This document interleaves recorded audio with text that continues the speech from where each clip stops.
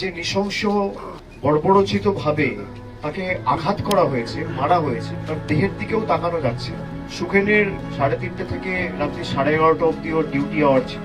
ও 3টের সময় বেরোয়, তারপর তার বড় ভাই তাকে ফোনে যোগাযোগ করার চেষ্টা করে। সন্ধ্যেবেলা একবার ফোন করেছিল, ফোন বন্ধ ছিল। পরবর্তীকালে রাত্রিবেলা 12টার সময় ফোন করে, তখনও ফোনে পাইনি। বেলার দিকে তাকে পুলিশ প্রশাসন ফোন করে জানায় যে তার ভাইয়ের চোট লেগেছে।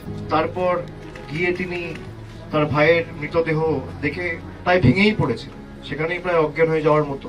30-31 বছর বয়সের একটা তরতাজা যুবক, কি কারণে মৃত্যু, কেন মৃত্যু, এগুলো তো সবই তদন্ত সাপেক্ষ।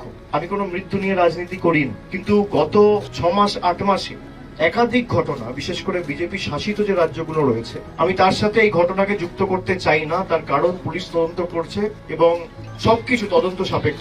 রাজ্যের তরফ থেকে মুখ্যমন্ত্রীর নির্দেশে রাজ্যের প্রশাসনের দায়িত্বে যারা রয়েছেন, জেলা প্রশাসনের দায়িত্বে যারা রয়েছেন, তারা মহারাষ্ট্র পুলিশ এবং কোরেগাঁও ভীমার নির্দিষ্ট সেই এলাকার পুলিশ প্রধান বা দায়িত্বে যারা রয়েছে, সেই প্রশাসনের কাউন্টার পার্টের সাথে কথা বলবেন।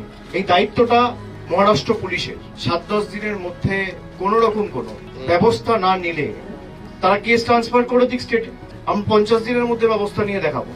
সেক্ষেত্রে পরিবারকে যা আইনি সাহায্য সহযোগিতা লাগবে আমরা করব। আমাদের দলের যতটুকু সামর্থ্য, সীমাবদ্ধ সামর্থ্য রয়েছে, আমরা নিশ্চিতভাবে পরিবারের সাথে আমি কথা বলেছি, তার বাবাকে আমি আশ্বাস দিয়েছি যে আপনাদের যেখানে যে আইনি সাহায্য, সহায়তা, সহযোগিতা লাগবে আমরা সেগুলো করব। এবং যারা এর সাথে যুক্ত, জাতি, ধর্ম, দলমত নির্বিশেষে তাদের কঠোর শাস্তি আমরা দাবি করছি।